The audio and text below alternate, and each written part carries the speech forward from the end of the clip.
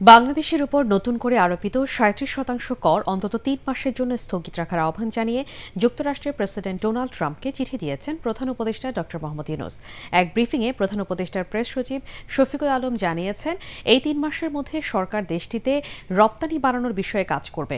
চিঠিতে বাংলাদেশ যুক্তরাষ্ট্রের ট্রেড পলিসিকে সমর্থন করবে বলে উল্লেখ করা হয়েছে। এছাড়াও যুক্তরাষ্ট্রের পণ্য বাংলাদেশের বাজারে প্রবেশে শুল্ক সুবিধা দেওয়ার কথা উল্লেখ করেছেন প্রধান উপদেষ্টা। গত ২ এপ্রিল বাংলাদেশ সহ বেশ কয়েকটি দেশের উপর বিদ্যমান শুল্কের পাশাপাশি অতিরিক্ত শুল্ক আরোপ করে ট্রাম্প প্রশাসন।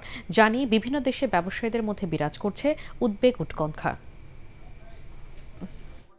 আমরা রিকোয়েস্ট করেছি তাকে